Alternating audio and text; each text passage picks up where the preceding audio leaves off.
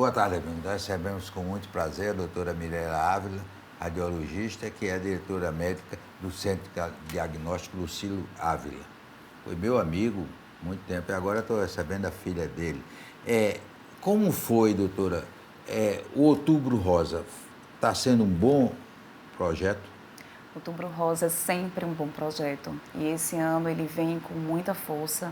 A gente hoje tem um impacto muito grande na disseminação de informação, a gente tem vários meios de disseminação de informação e as mulheres cada vez mais interessadas, não só mulheres, mas a população em geral. E o que eu entendi e senti diferente desse Outubro Rosa é a sensação de que empoderamento da mulher e, ao mesmo tempo, o querer ajudar. Muito sentimento de empatia, muita gente buscando fazer ações sociais em prol das mulheres menos favorecidas. Então, acho que isso aí foi um diferencial que a gente, assim, sentiu. Eu me senti muito feliz de participar desse Outubro Rosa e que assim seja o ano todo. O câncer de mama mata, doutora Mirela? Câncer de mama, infelizmente, mata. E a gente tem no Brasil um dado que é preocupante porque o mundo em geral, está mostrando uma curva de declínio de mortalidade pelo câncer de mama. Mas no Brasil, essa curva continua em ascendência. O câncer de mama ele é um dos cânceres mais curáveis. Quando ele é detectado precocemente, a gente consegue taxas de cura de 95%. Mas no estágio mais avançado, e que infelizmente isso é uma realidade muito grande para várias mulheres, ele já torna-se uma doença de tratamento muito mais difícil, muito mais agressivo, mutilante. Então, na verdade, é uma doença extremamente curável, mas depende muito do estágio do diagnóstico. Por que é que ela obriga a paciente a perder o cabelo? Então, nem sempre. O câncer de mama ele tem vários pilares de tratamento. Ele pode ser tratado com cirurgia, com a quimioterapia, que é um tratamento sistêmico. E aí, na quimioterapia, realmente, algumas drogas fazem com que o cabelo caia, mas volta a crescer. Isso não é uma premissa de que todas as mulheres perdem o cabelo, voltam a crescer e voltam a ter cabelo, muitas vezes até mais do que antes. E um terceiro pilar é a radioterapia, que é um tratamento onde vai existir como se fosse um bronzeamento da mama, da pele. Nessa tríade de tratamento, nem todas as mulheres vão passar por todos os estágios. A cirurgia ainda é mandatória, todas elas vão ter, dependendo do tamanho da extensão da lesão, vai ser uma cirurgia menor ou maior. E a quimioterapia, nem todas as mulheres vão passar. Se o estágio do câncer detectado for no estágio precoce, a paciente não passa por quimioterapia e não perde o cabelo. Agora, o câncer de mama pode dar metástase? Sim. E é exatamente aí onde a gente fala da detecção precoce fazendo toda a diferença. A doença no estágio inicial, ela está ali confinada no tecidinho, no tecido da mama. Quando ela começa a evoluir, ela começa a atravessar aquele tecido, ela começa a entrar na barreira sanguínea e ela começa a mandar células para o resto do corpo. Essas células elas vão se prendendo nos órgãos, pulmão, osso, cérebro, e ali elas vão formar novos tumores. Isso é a metástase. No ponto em que a gente já tem a doença nesse estágio de disseminação, é muito mais difícil de tratar. Hoje a gente consegue muito controle.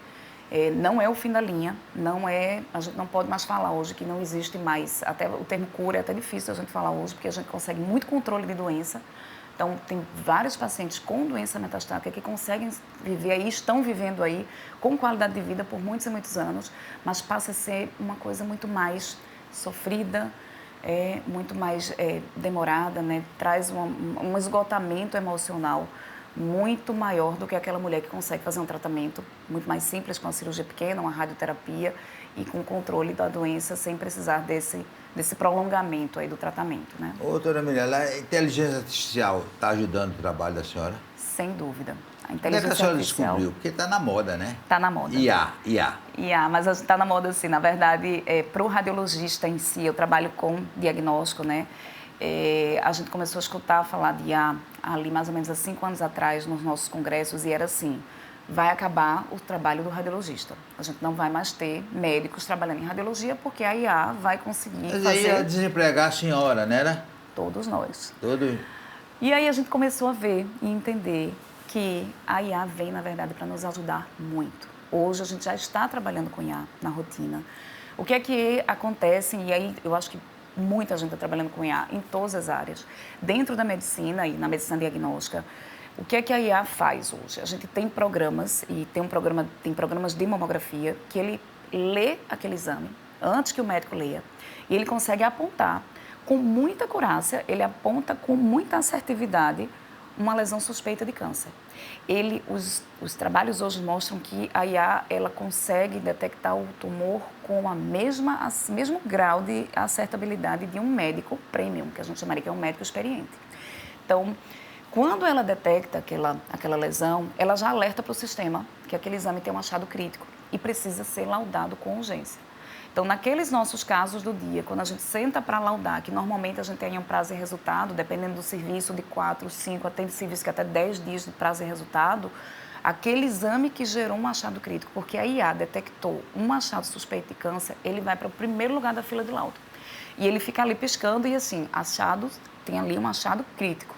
Quando eu vou sentar para laudar, eu posso ter, às vezes tem 100 laudos de mamografia para liberar, mas aqueles que estão ali em cima são os que a detectou que o achado é crítico e que eu preciso entrar numa linha de cuidado, que a gente chama da linha de cuidado rosa, ou a linha de cuidado oncológico. É aquela paciente que precisa ser encontrada no meio da multidão de quem realizou os exames e jogar aquela paciente para um cuidado extremo. Agora, imagine isso no serviço público de saúde.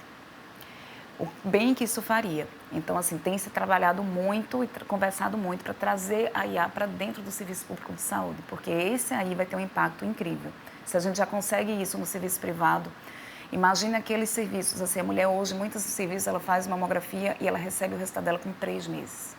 Aquela mulher que tinha um tumor de mama 3 meses foi crucial para desfecho desse tratamento, desse resultado. Então, assim, imagine se a gente tem um serviço de saúde público conseguindo usar a IA em prol da detecção mais rápida, mais acurada e de que a gente consiga colocar aquela mulher numa linha de cuidado de urgente, a gente com certeza vai conseguir reduzir essa taxa de mortalidade do câncer de mama.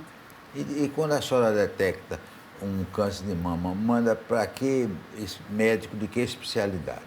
Quando detecta o câncer, quem vai tratar câncer de mama são dois profissionais em conjunto. O mastologista, que ele é o cirurgião da mama, e o oncologista, que ele quem vai ver e vai fazer o tratamento adjunto, ou seja, é a quimioterapia, é a radioterapia. Então, é uma equipe multidisciplinar e nessa equipe vem nutricionista, fisioterapeuta, o radioterapeuta, existe toda uma equipe envolvida por trás disso aí. No SUS não tem isso tudo, com certeza não. Tem. Por incrível que pareça, tem. Tem? Por incrível que pareça, não. A gente tem um sistema público de saúde que ele é muito bem desenhado e existe tudo isso. A dificuldade Mas às vezes quer fazer um exame, marca 3, 4, 5, 6 meses para frente, né? A dificuldade é o acesso. A gente tem tudo isso no SUS. Tem serviços montados de oncologia, assim, que são espetaculares, que a gente consegue ver aquilo tudo acontecer, mas que a mulher conseguir chegar ao acesso do serviço de saúde hoje é muito difícil. Esse é o maior problema. A gente vê mulheres aí que vão mendigando atendimento, tá com a sensação, já está palpando o nódulo e não consegue chegar. Quando ela consegue chegar a um atendimento terciário, que a gente chama que é o atendimento especializado, ela já está aí, às vezes, muito mais de um ano peregrinando e tentando conseguir ser atendida. Agora, tem um tal de autoexame, né, doutora? E que engana as pessoas. As pessoas... É aquele negócio, o cara tem um infarto, não é dor de infarto, não, é que eu comi um negócio aqui, estou com um negócio também. Quer se enganar. O autoexame pode ser um perigo por isso, que a pessoa pensa que é uma bobagem e não é, né? Na verdade, o autoexame, ele é muito importante, mas ele é muito perigoso. Dentro desse contexto, exatamente você trouxe, porque o autoexame, toda mulher precisa conhecer sua mama. A gente precisa conhecer desde sempre, quando a gente entende que tem mama. Seja uma menina novinha, desde que você tem filhas mais jovens, aquela mama começou a se formar, você precisa entender a sua mama, você precisa saber conhecer quando existe uma alteração. Por quê? É uma das formas de a gente conseguir detectar a doença também no estágio precoce. Quando a gente faz o autoexame e se conhece e não detectou nada, aí é onde vem o perigo, achar que não precisa fazer mais nada, porque não tem nada. Na verdade, ali a gente não encontrou nada palpável, nada que já esteja evidente a ponto de estar sendo palpável. Mas o que a gente quer é poder detectar o câncer no estágio antes disso, antes que ele seja palpável. E aí só os exames de imagem vão poder detectar. É uma avaliação com o médico no consultório, uma palpação mais diferenciada, né, especializada, e aquele médico que vai poder orientar assim, que exames você pode fazer para poder ter a possibilidade de detectar a doença precocemente. Então, é uma conjunção, autoexame junto com a avaliação clínica e os exames de imagem. Isso vai fazer a gente conseguir detectar a doença precoce. Agora, a senhora tem um colega perigosíssimo, doutor Google, né? Doutor Google receita, dá remédio, faz tudo e muitas vezes, em vez de ajudar, prejudica muitas pessoas, né?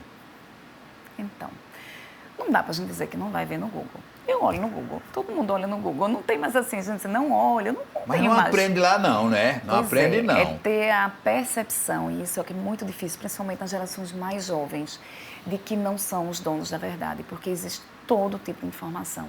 No Google, na mídia, em diversas mídias, no TikTok. Então, assim, a gente entender que ali não é a verdade e que muitas vezes aquela informação vai lhe trazer uma angústia imensa de uma realidade que não é sua. Então, assim, dizer para não olhar, não adianta, todo mundo vai olhar. Mas entender que aquela informação pode não ser a informação mais adequada, tenha calma e tranquilidade para buscar um atendimento especializado que possa lhe explicar adequadamente aquela sua dúvida, principalmente na área médica. E a Sociedade Brasileira de Radiologia faz um trabalho importante nessa prevenção do câncer de mama? Fazemos. Existe hoje uma rede muito ampla. O que hoje a gente tem de maior busca, impacto dentro das sociedades é o seguinte: a mulher brasileira que tem acesso à medicina privada, ela entende e está em todas as informações que a mamografia deve ser realizada a partir dos 40 anos, uma vez ao ano. Mas a mulher que tem acesso apenas ao serviço público, e a imensa maioria, né, pelo menos 80% da população brasileira, ela não tem acesso à mamografia antes dos 50 anos. E o câncer de mama hoje, na mulher brasileira, 40% dos cânceres de mama estão sendo diagnosticados em mulheres abaixo dos 50 anos. Então, essa tem sido uma grande mobilização da sociedade, Sociedade Brasileira de Mastologia, Sociedade Brasileira de Radiologia. A gente tem tido uma mobilização muito grande frente aos poderes públicos para a gente modificar que a mulher tem acesso a realizar mamografia de rastreamento já desde os 40 anos. Depois do intervalo, nós vamos continuar conversando com a doutora Mirela Ávila, destaque na radiologia pernambucana.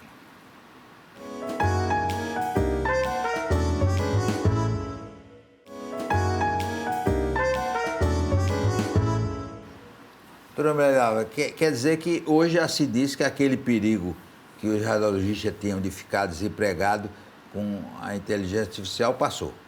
Totalmente. Eu diria que ainda existe muito receio, inclusive houve uma procura reduzida para fazer a especialização, a residência em radiologia durante um período, e agora estão voltando aí os mais jovens, porque entende-se hoje que a inteligência artificial veio para ajudar.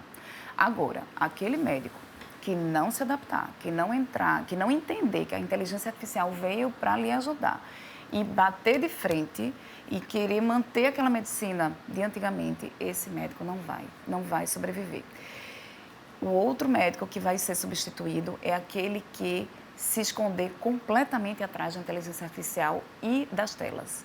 Aquele médico que não vai procurar ter um contato direto, corpo a corpo, olho a olho com o paciente.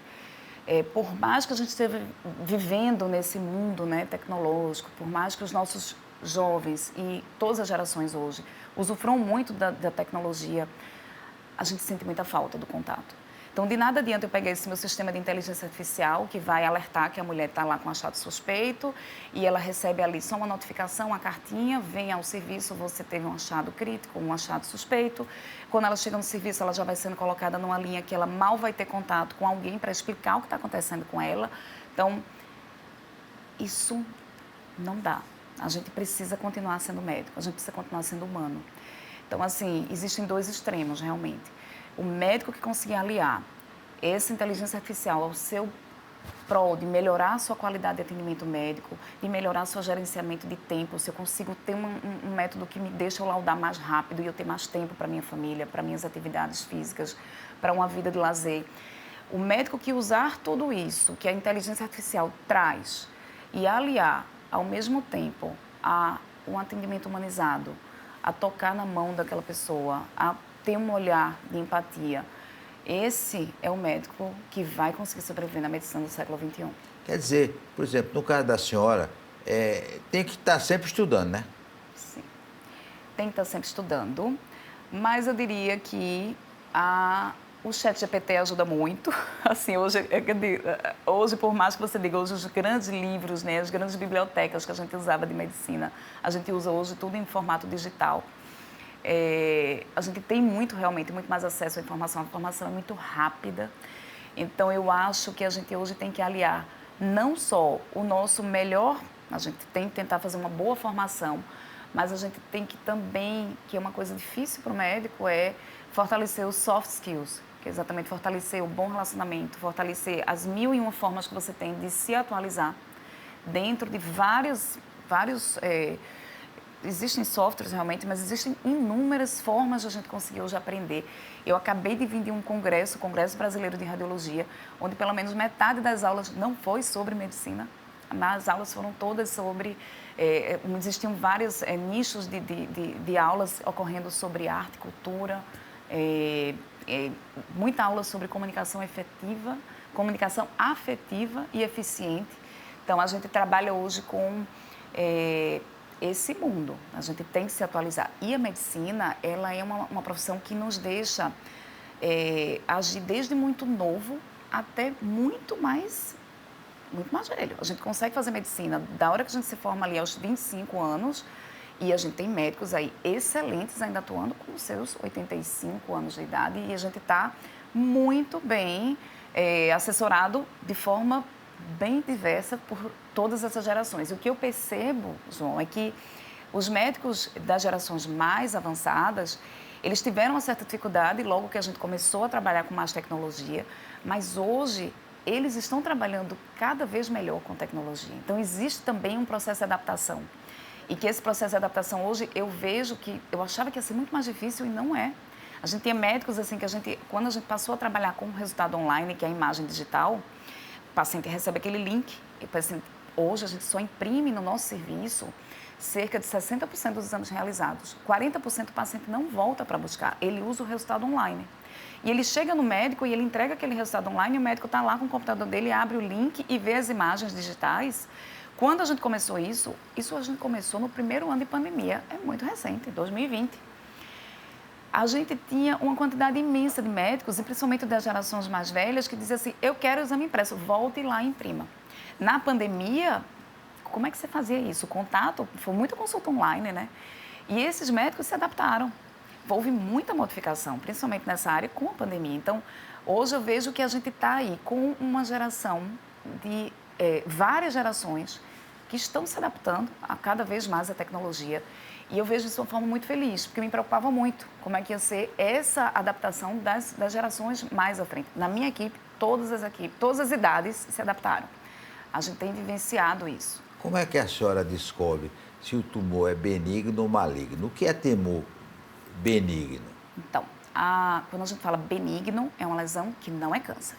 O tumor maligno é câncer. Câncer é uma proliferação anormal do tecido, que ele se transformou, a célula se transformou de uma forma aberrante. E ali ela passa a se proliferar muito mais rápido e com essa capacidade de ir se disseminando pelo corpo. Quando a gente vê uma lesão, a gente tem várias características, e isso a gente vai aprendendo com a especialidade, né, da imagem, que aquela lesão tem uma característica para ser câncer ou não. Existem lesões que a gente fica em dúvida, e aí a gente coloca em investigação. Existem lesões que a gente tem certeza, a gente já olha e sabe que aquilo é um câncer. E existe aquela lesão que a gente também tem certeza que é benigna e não tem o que fazer. Então, quando a gente faz um exame de imagem, a gente tem que direcionar qual foi aquele achado e o que foi feito. O que E a o gente está benigno achando. não tem o que fazer, doutor? Não tem o que fazer. Deixa lá, A gente tem que deixar, porque senão a gente vai adoecer todo mundo. A gente manda todo mundo fazer exame de rotina. A gente manda todo mundo fazer rastreamento, exame periódico. Aí você vai fazer rastreamento, você faz exame de tireoide, carótida, abdômen total, ultrassom vaginal na mulher, ultrassom de próstata no homem.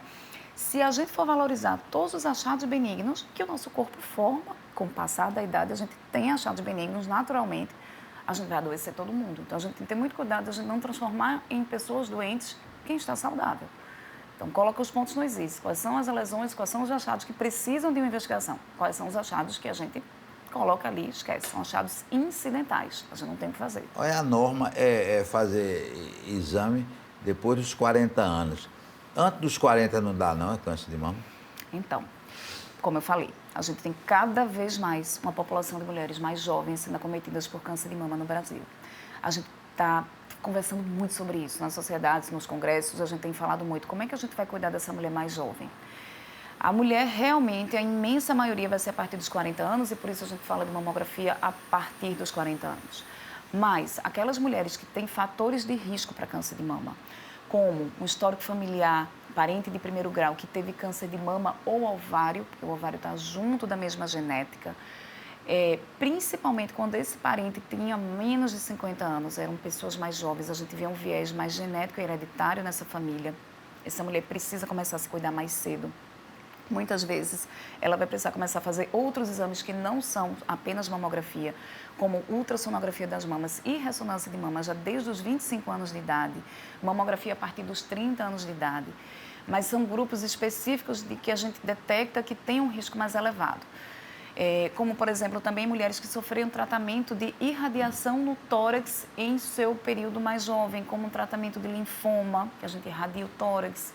Mulheres que já fizeram algum tipo de biópsia de mama que deu uma alteração, que a gente não chama de câncer, mas que são alterações precursoras de risco. Essas precisam ser colocadas dentro de um rastreamento mais rigoroso e mais cedo. Mas quem vai detectar isso é uma avaliação médica. Então, toda mulher precisa ter um ginecologista para chamar de seu, para ir lá anualmente. Esse ginecologista vai identificar os fatores. Se puder ter um mastologista, melhor ainda. Ter uma visita ao mastologista que vai conseguir identificar seus fatores de risco, vai lhe orientar melhor como que você vai fazer esse rastreamento e se você está nesse grupo que precisa antecipar a realização de exames. Olha, hoje a senhora falou que esse exame vai pela internet, mas quando é pessoal, a senhora tem que ser psicóloga para dizer à paciente que você está com câncer. Né? Precisa ser psicóloga. Não é fácil para a pessoa ouvir isso, não, né? Não, ninguém planejou na vida ter um câncer. 1 em cada 8 mulheres vai ter câncer de mama. E a gente nenhuma mulher nasceu botando no plano. Como é a história? 1 em cada 8 mulheres vai ter câncer de mama. A chance de uma mulher e tem uns homens também, é bem mais raro. 1% dos cânceres de mama ocorrem em homens. Então, a gente não considera o homem como também é perigoso o câncer de mama no homem? Ele é menos agressivo. Menos agressivo. É menos agressivo, é mais curável, é mais tratável. Então, e ele é muito mais visível, palpável. Né? Um homem, como a mama é muito fininha, o homem percebe rapidamente aquela lesão. Então, geralmente, não é um diagnóstico tardio. Mas é importante o homem saber que pode ter. Exatamente, porque na hora que ele palpar, ele procurar um atendimento. Mas a gente não faz simplesmente exames periódicos de mama no homem. Não tem sentido. Não justifica. Mas o homem que sentir um achado, ele precisa procurar uma ajuda. A obesidade é um fator de risco para o câncer de mama? Sem dúvida. Um dos fatores de risco de câncer de mama é o estímulo pelo estrógeno. E a gordura periférica, ela se transforma em estrógeno. Então, é um dos maiores fatores de risco. Obesidade, sedentarismo. A gente tem hoje um dos estudos mais impactantes e que mostram, e que vários estudos em seguida comprovaram que a atividade física, ela tem um fator modificador na realização, na ocorrência de câncer de mama. Então, quem consegue praticar atividade física pelo menos 3 vezes por semana, durante pelo menos 30 minutos, foi comprovado que reduz em até 30% a chance de desenvolver câncer de mama em comparação com um grupo de pessoas sedentárias. Olha, o Centro Lucílio Ávila está sempre de olho em equipamentos novos? Sim. Está surgindo sempre equipamentos novos para facilitar a vida da radiologista? A gente tem uma história interessante, assim, meu pai, que é o fundador, né, da clínica, ele é muito focado em tecnologia, mas desde sempre papai era uma pessoa que, a gente dizia que ele tem mania de grandeza, porque mesmo quando a gente não podia ter, ele estava lá comprando o melhor equipamento, o que tinha de mais novo no mercado. Então, assim, tem que trabalhar com tecnologia. Hoje a gente, quanto mais, não adianta você me dar um aparelho ruim e eu tenho a melhor formação do mundo, eu não vou conseguir fazer o que eu consigo fazer com um aparelho excelente. Então, é um esforço trabalhar com tecnologia, principalmente quando você não está dentro dos imensos, né, daqueles imensos grupos multinacionais, mas é um esforço extremamente gratificante. Tecnologia aliado a um atendimento humano, a gente salva vidas. Qual é o país que tem a melhor radiologia do mundo? Não tem mais isso. Não? Não. Tudo que a gente tem aqui... Os equipamentos são iguais, né? Tudo igual. A gente hoje consegue ter... tudo é muito acessível, né? Acessível dentro de um contexto que chega, não acessível em termos de preço. Mas eu diria que hoje a gente tem no Brasil o mesmo equipamento que a gente tem aqui na clínica, a gente tem dentro do melhor instituto de Nova York, ou assim, na Europa, a gente consegue hoje ter a tecnologia muito acessível. E a radiologia continua atraindo novos médicos? Agora sim. Eu acho que agora existe uma forma de todo mundo identificar que sim, a radiologia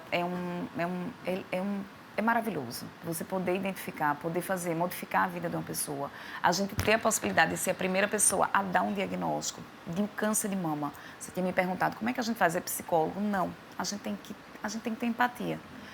Naquele momento que eu estou diante de uma mulher com câncer de mama, a gente tem que ver que a gente pode ser modificador, completamente modificador, da forma que a mulher vai ver aquela doença dali para frente. Imagina se eu chego para a mulher e digo assim, infelizmente eu tenho uma notícia para lhe dar. Eu acabei de matar aquela mulher, porque assim, eu tirei dela toda a esperança. Mas na hora que a gente dá aquela notícia com ênfase, empatia, de que ela vai ficar bem, que aquilo é uma jornada que está começando e que a gente vai estar junta e que isso aí vai terminar, a gente tem que ter fé e positividade. Então, assim, eu sou apaixonada pelo que eu faço. Eu acho que ser radiologista voltaria 1000 vezes, faria tudo de novo.